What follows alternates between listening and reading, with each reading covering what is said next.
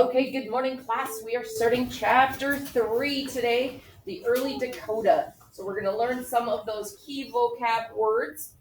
Some of them are going to be Dakota words, so we might not know how to pronounce them, but we can make educated guesses on it. So I'm looking at that first one, and I'm sounding out the first two parts, and it looks like Minnesota. That's the name of our state. And then Makose, I think. So this is the Dakota term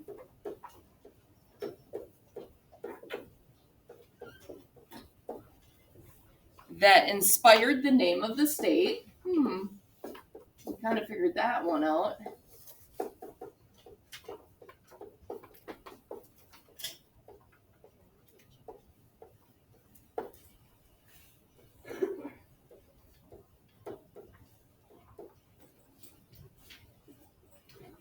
It means and this is going to be cool. We're going to find out what our state name means. It means land where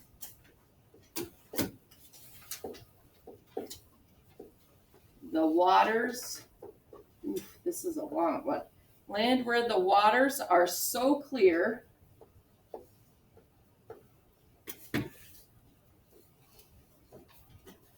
they reflect the clouds in the sky.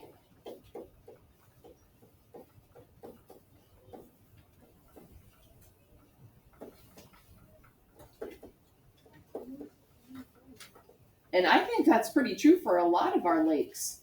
They do reflect the sky in them when it's a still day. You can look out on the calm lakes and see the clouds going by. So I think that's very true. So it's a little bit long, but it's really cool to learn what our state name means. I always knew Minnesota was a Native American Indian word, but I never knew exactly what it meant. So Dakota term that inspired the name of the state, it means land where the waters are so clear they reflect the clouds in the sky. Our next one, I think we kind of already know this one. Sometimes we see it spelled differently. Sometimes we might see it spelled this way. Teepee. The teepee that we're talking about here is not what we were just talking about with our Halloween decorating. This teepee is like the teepee that they lived in. So it is a cone-shaped house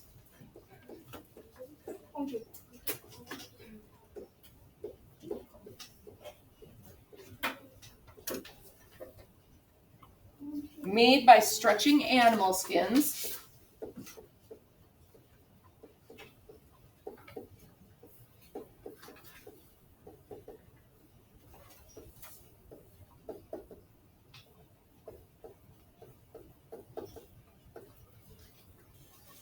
Over a frame of wooden poles.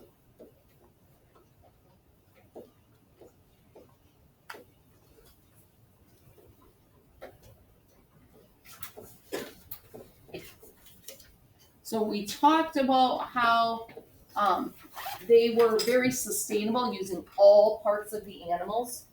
So the skin, that hide, they would let it dry out, they would tan it, and then they could use it to make their house. So that's a great way for them to use all the parts of the animal. So the teepee is a cone-shaped house made by stretching animal skins over a frame of wooden poles.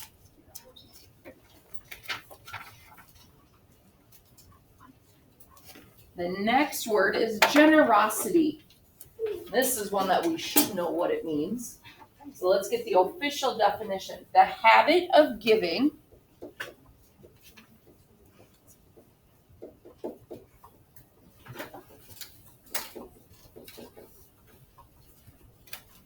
without expecting in return.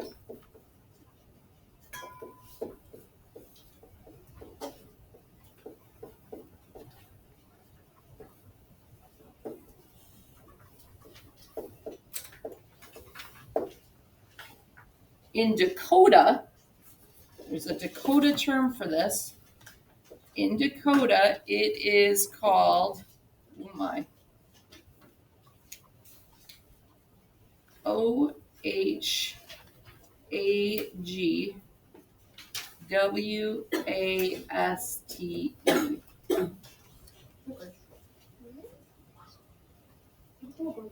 Ohagwaste. Ohagwaste. So we don't want to say something like, oh, it's gibberish, it's a silly word, because it's not. It is a different language, and we need to respect that language and learn that language, just like you would learn Spanish. We're going to learn some Dakota, and we can use some of those terms. Some terms from the Dakota language we already use in our everyday life, like Minnesota. We're going to learn some other words that we can use. So generosity, it's when you give something, but you don't expect anything back. So sometimes people will give something and expect somebody to do something in return. Well, that's not being generous. That's doing a trade. I do this, you do that. Being generous means you're just going to do it out of the goodness of your heart without expecting anything back. Our next word is kinship. Kinship is close connections with one's relatives.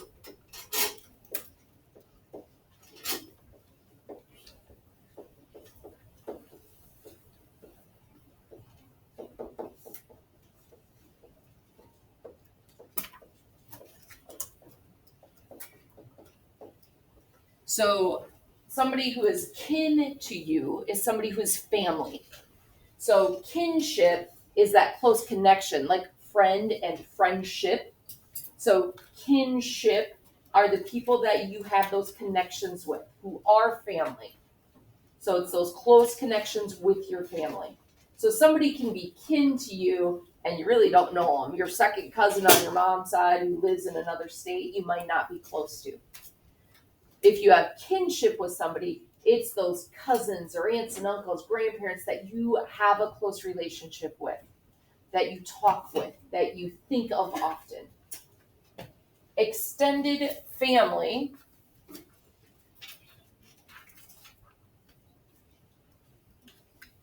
So extended family would be all relatives.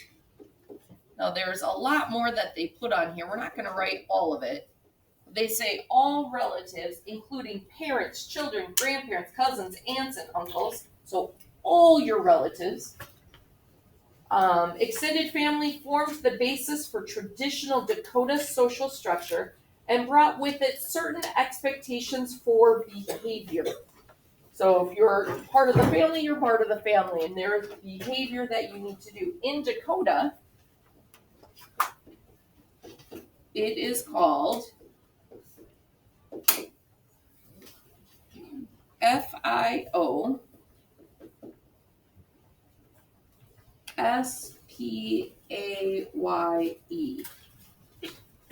So I would guess that's, oh no, that's a T, sorry, TIO.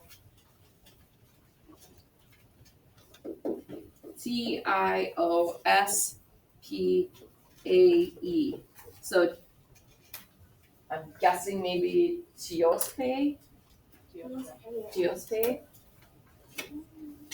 So again, when it's a new language, you might not be pronouncing it quite exactly correct, but give it a try.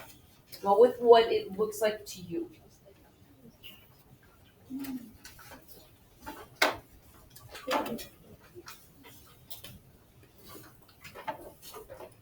Income is money or other benefits received in payments for goods or services. So it doesn't have to be just money. It can be things that you are getting when you give a good or a service to somebody else, they pay you. Not always paying in money, but maybe paying with something else. So money or other benefits.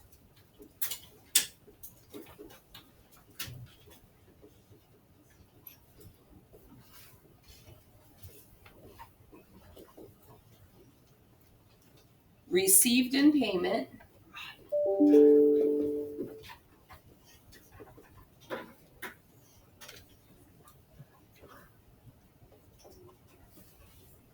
for goods or services.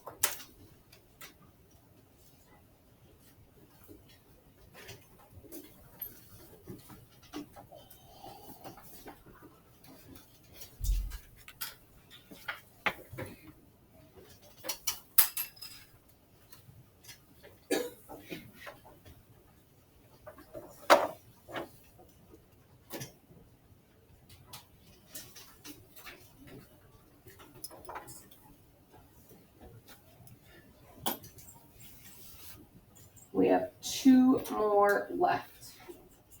So the human capital, oh boy, I think I might need to move up my page.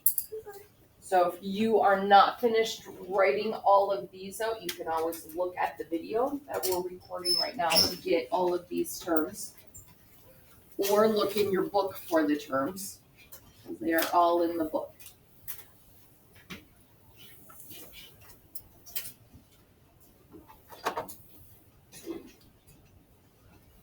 So human capital is the knowledge and skills individuals have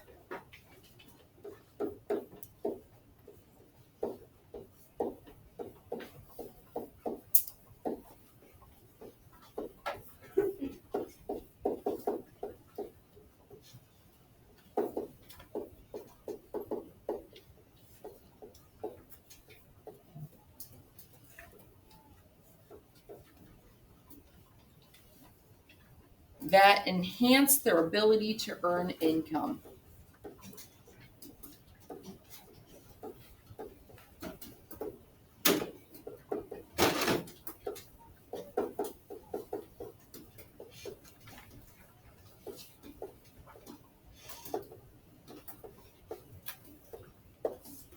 So your human capital is the knowledge and skills individuals have that enhance their ability to earn income. So Mateo wants to go to college to work with computers. So then he can get a job working with computers. So his knowledge and skills about computers would be his human capital that he's bringing to a job, because those skills are gonna help him to earn money. So the human capital is what you're bringing to the job that's going to help you in that job. So he wants to get skills in college to work with computers, so that is his human capital. Respect. Hopefully we know what respect means. That is one of those virtues that we've been talking about. 6th grade values is respecting others. So respect is the expression of courtesy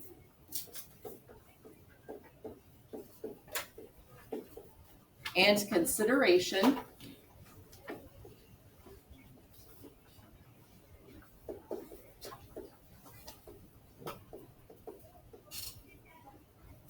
toward others.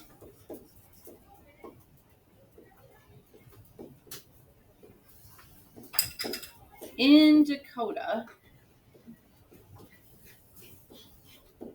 we would say woo ohoda.